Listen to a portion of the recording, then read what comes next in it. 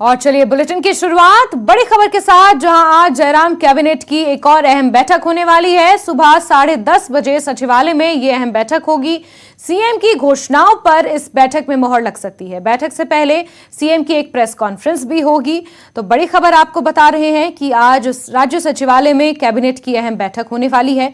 ऐसा माना जा रहा है कि इस बैठक में कई घोषणाएं जो मुख्यमंत्री ने अलग अलग जिलों में जाकर की हैं, उन घोषणाओं पर मोहर लग सकती है। कई अहम मुद्दे हैं जिन पर चर्चा हो सकती है। समय 10:30 बजे का तय किया गया है। और एक बड़ी जानकारी और निकल कर आई है कि इस बैठक से पहले मुख्यमंत्री जयराम ठाकुर एक प्रेस कॉन्फ्रेंस भी करेंगे। सहयोगी रणबीर ज्यादा जानकारियों के साथ फोन लाइन पर जुड़ चुके हैं। रणबीर, 10:30 बजे के आसपास राज्य सचिवालय में ये कैबिनेट की बैठक होगी, लेकिन इससे पहले प्रेस कॉन्फ्रेंस भी मुख्यमंत्री करेंगे। प्रेस कॉन्फ्रेंस करने का कोई मुख्य एजेंडा?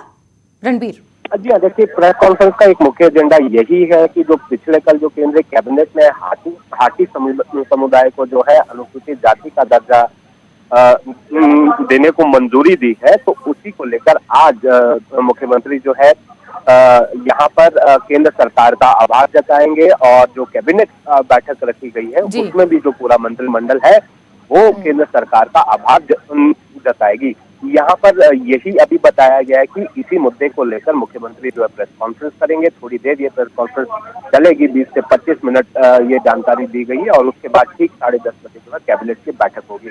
कैबिनेट बैठक में देखिए जो प्राथमिक जो एजेंडा है वो यही बताया गया है कि जिस तरह से जैस्मिन हम लगातार देख रहे हैं कि पिछले कई सारी कैबिनेट में हमने ये देखा कि प्राथमिकता सिर्फ उन घोषणाओं को दी जा रही है जो मुख्यमंत्री ने अलग अलग जगह पर की है।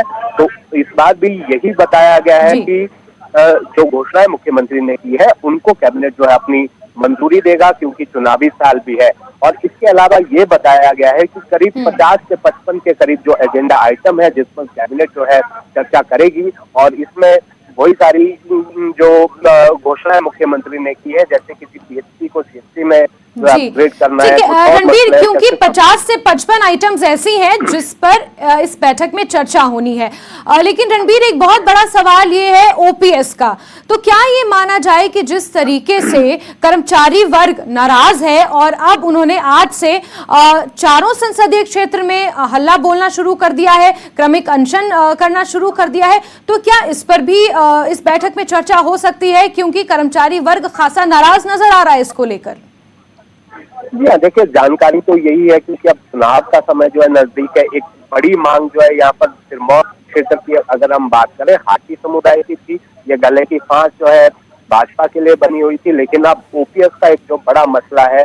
और दूसरा इसको अगर हम राजनीतिक चश्मे से देखें तो कांग्रेस ने पहले ही घोषणा कर दी है कि वो सरकार बनने के बाद जो इसे लागू करेंगे। तो जाहिर सी बात है कि हो सकता है कि मंत्रिमंडल इस पर भी चर्चा करे कि कैसे जो है इस मांग को पूरा किया जाना है। लेकिन ये भी इसमें अहम है कि इसकी घोषणा भी जो है केंद्र सरकार की तरफ से की जा सकती है। लेकिन केंद्र के सामने मुश्किल ये है कि अगर एक राज्य के लिए पुरानी पेंशन जो स्कीम है जो सरकारी कर्मचारियों के लिए वो बहाल कर दी जाएगी, तो यहाँ दिक्कत जो है भाजपा को हो सकती है। लेकिन यहाँ पर तमाम सारे ऐसे पहलू हैं जो चुनावी दृष्टि से कैबिनेट में भी डिस्कस किए जाने हैं, ये जानकारी मिल रही है।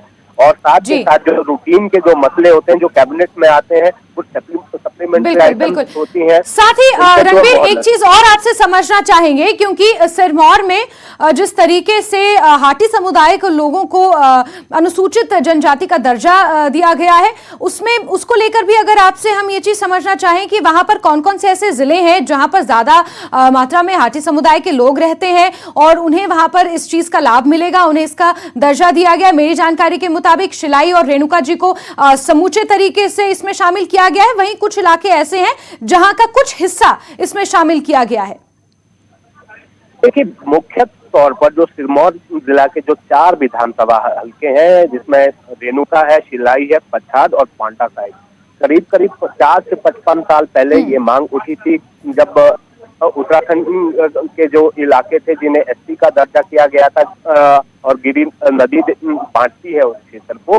तो यहाँ पर सीधे तौर पर इसे इस तरह भी देखा जा सकता है कि जिस तरह से लंबे समय से लोगों की मांग थी, 1-1.5 लाख परिवार है, तो वोटर की संख्या देखिए ये 2-3 लाख के आसपास पहुंचती है।